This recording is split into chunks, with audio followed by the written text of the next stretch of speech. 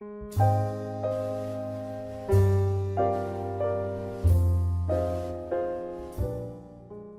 fire burned so hot that virtually everything vaporized. But over here, on top of the rubble, we found a Chinese vase, ceramic vase and bowl, intact. And they were upstairs on a shelf in the guest house. And I mean, everything was destroyed. I mean, just wiped out. I mean, my motorcycle melted in there. It got so hot. But this bowl and, this bowl and the vase sitting there on top unscathed.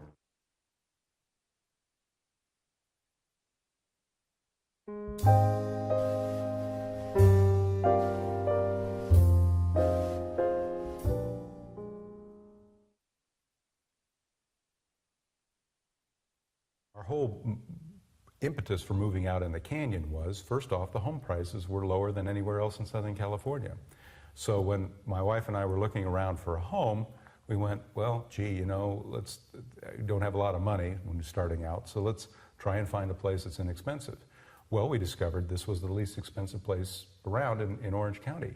And we went out and we went, wow, this is a beautiful area. It's quiet, it's natural, it's lovely. Someone says, what's it like living in the canyon? Sometimes I'll tell them, well, we have rattlesnakes, we have rocks that fall off the mountain. It's a terrible place. Don't come back here. That's how we keep everybody out of the canyon. People up here really love to, I go out in the balcony, particularly in the wintertime, and the sky is just real clear, and you see the most beautiful heavens, the stars up here. And you go just to the front of the canyon, you see the glow of the city here, the glow of the city over in Riverside. Frequently you will find Modjeska residents, as well as Silverado or Williams. We will actually get out and stop traffic while the tarantulas are making their way across the road. To me, I never understood how a person goes home from work, unlocks a door, goes in a box with the windows, locks the door behind them, and sits down on the couch and says, oh, this is my space. We always know when a new person moves in because they have every light lit up on the house. And it's very overwhelming because you come out, there is no street lights, and when it's dark, it's dark. They call people who only care about what's in their immediate backyard NIMBYs, not in my backyard. I'm not a NIMBY, as I've grown up in Orange County. I've always felt like Orange County and beyond was my home. Is you absolutely never know what you are going to see. I can be sitting in my house and look out the window and see a row of cars from the 1920s, like 40 of them, just drive by on a weekend with the people dressed up in old-fashioned clothes. Or you can be, all of a sudden you'll see someone walking a cow down the street, or someone with a couple of goats on a leash. It's, life out here is filled with the unexpected. And I think that in suburban areas you don't have that. As far as a community goes, we're odd because we're a group of individuals who are very individualistic, and yet there's certain things that bind us together, like the oak trees, the love of nature, the disdain for flatlanders. Sorry. People know that there's a risk of a wildfire, and they know they should clear their brush, but more importantly, they know that every winter that it's going to rain. They know that for certain. The fire may happen, the rain is going to happen. They weigh the odds of, if I take all the brush off of my hillside, what's the chances of a boulder and a mud flow coming and destroying my house, versus if I leave all the brush there, what's the chance of a brush fire this year? So they kind of gamble. And people get lackadaisical about doing brush clearance and keeping their area cleaned up, because a fire can happen at any time, especially when the Santana winds blow. And I've seen people trying to clean up and get things done when the fire's here. It's too late.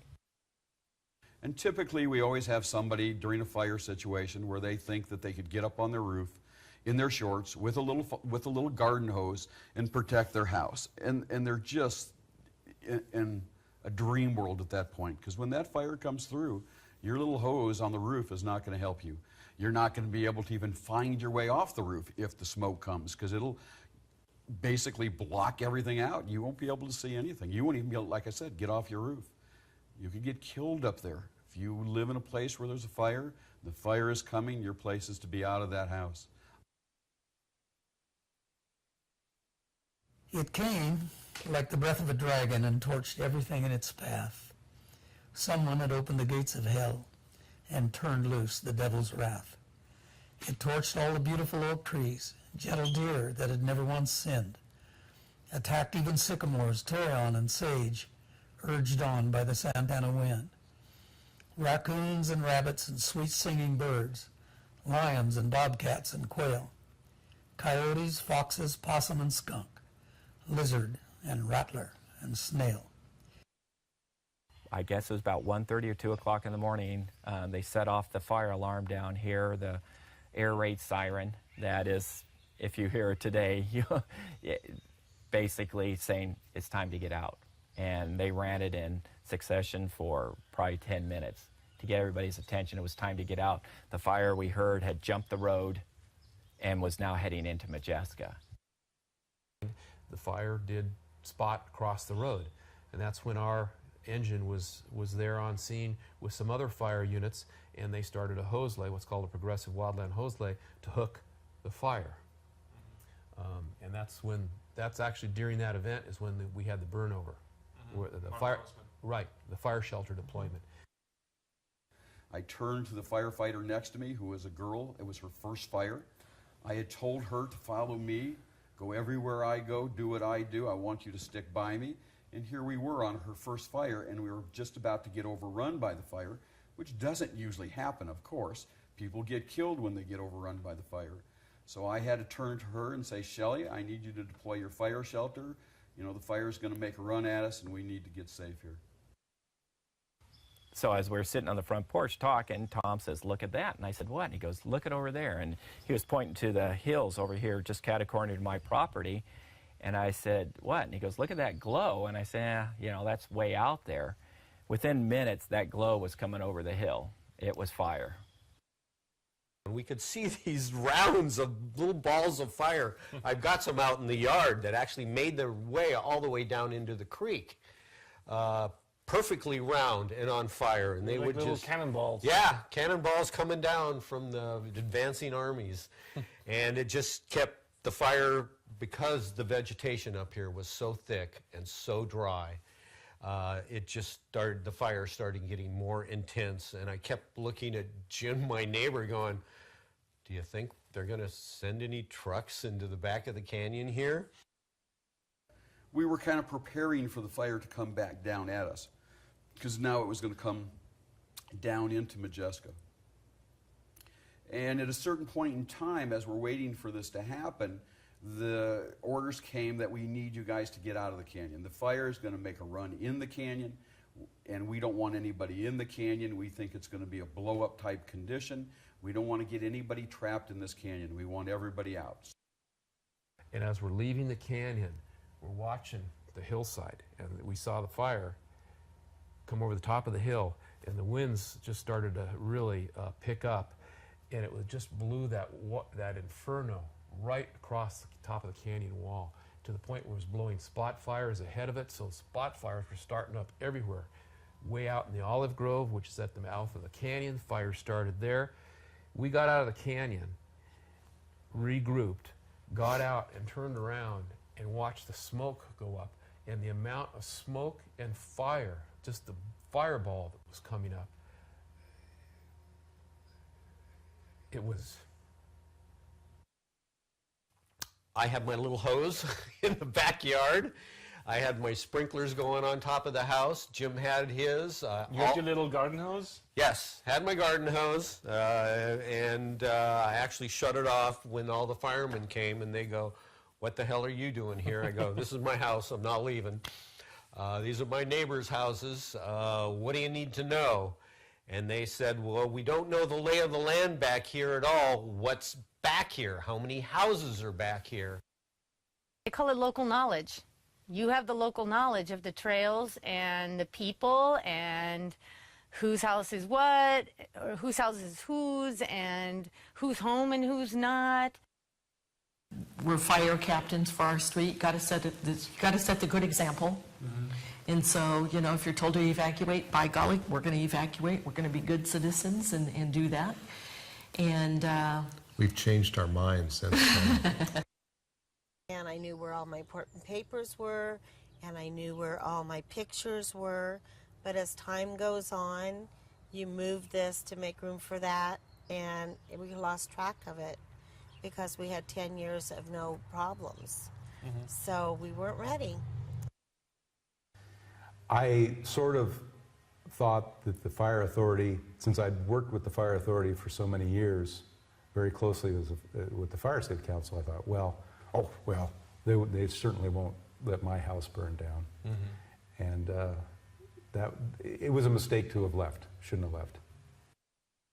Nobody saw Phil McWilliams' house. It was in a place where people did not see it catch fire. It's kind of backs up behind the road, you might say, and nobody saw it. And unfortunately, he had gel sitting out. If somebody would have been there, if somebody could have gelled that house, we would have saved that house. But nobody went there. Nobody saw the house. And then shortly thereafter, it's probably an hour and a half after that, we saw our house burning on TV. The helicopter was flying above the house and looking down on it, and we saw our house burning. We watched it. We watched it burn, and the only thing that survived is I have a little bear over there. And it was at the end of the walkway right there. And we just watched it crumble. people that stayed saved their homes because they were able to be here. I think next time it's going to be a harder sell to tell people you need to evacuate unless they actually can see the flames and feel the imminent threat. I think folks are going to stick around a little bit more than they did this first time around. The blackened hillsides surround it, and the spot where Old Glory once waved. But she'll wave again there, I'm certain of that, because you can't keep the canyon folks down. They're the best, and they prove it here day after day. They're jewels in America's crown. They show up with chainsaws and muscle, and dropping huge bales with a thud. With hearts of pure gold and no pay but thanks, they clean up debris and the mud. And then driving into the canyon, when you turned and you got into Modjeska Canyon, all the houses that were burnt, the outbuildings that were burnt, there were dead animals all over the road, there were, the down telephone lines and electrical wires, all of it, It literally looked like a war zone. They got 2 or 3 steps into it, and then the county had their bankruptcy issue. So after that, it was like, well, there's no more money for this. So the Orange County bankruptcy sort of limited the plans for the Modjeska. Absolutely, and most everything else here in the county, We were on bicycle because we didn't want to be in the way of any fire vehicles, and all that action was going on at the end of the canyon. So we were trying to get down to the front of the canyon, and people were already coming in. They got in at 4 o'clock. And so we raced as fast as we could. I grabbed my video camera and digital camera and went to the entrance of the canyon and welcomed everybody back in. It was amazing. They were so happy. And stuff. We went to a party at Burt Reynolds' house, and one of the people that was at that party was Ken Curtis, that was one of the Sons of the Pioneer. So, luck would have it, separate from all of that, one day I got a phone call, and it was a stuntman that I worked with named Forrest Burns. And he'd run on to Pat Brady, who was one of the Sons of the Pioneers, and asked how the Pioneers were doing and said they were looking for a tenor. I actually had to call the fire department 1 month to the day from the fire, the day the fire started, to put out a fire on the hill right here behind the house that had been burning under a tree for a month. And I was sitting there, and all of a sudden, this dog comes around the corner. And it was like, oh my God, you are here. and she was gimping. Her pads had been burned also. She was very skitterish, and so I basically just sat there on the step and talked to her. And it was about 6:30 in the morning, and I just was talking to her, not paying attention, not making eye contact. Just let her, and all of a sudden she's like, "Oh, you're my friend." She came over, and she just came over, and I just allowed her, and she just went underneath my arm, put her head on my lap, and it's like, "Take me, please. I need help." And it was the neatest thing out of the whole fire. That probably was the best experience. We had tons of volunteers who would help us sift through stuff and throw stuff away, debris. We removed probably half of the debris that was there. We removed, and the volunteers were just great. One of the first things we had to do was start thinking flood. And we had to get all the dead vegetation out, both from the slope behind the house and off the 5 acres we lost off the Chaparral Trail, so it didn't wash down in any kind of flood, because, and it was almost the same concept as being trapped in the back of the canyon by horses during a fire evacuation. If debris came down this mountain in a flood, it would trap those of us in the back of the canyon. You know, there is only one way out here.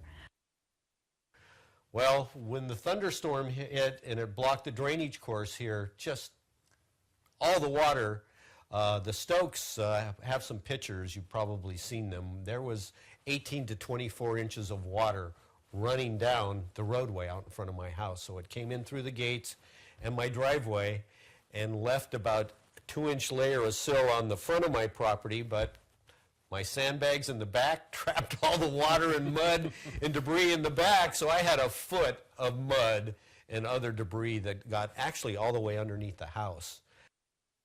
I think we're just lucky that it's all right here. We're so lucky that, you know, we can look out our window. And this morning, I was like, we're getting ready for my lunch for the house, and there was, you know, there's a hummingbird. I'm like, why? I'm standing there helping my husband, and there's this hummingbird just.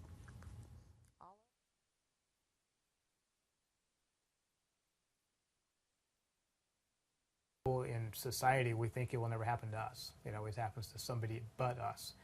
So I think we struggle with that a little bit, of actually accepting and acknowledging that we are the us that this stuff does happen to. Neither the fires nor the political challenges with trying to keep this place native and rural, they don't scare me, and so far haven't exhausted me to a point where I need to leave, so I'm thankful for that.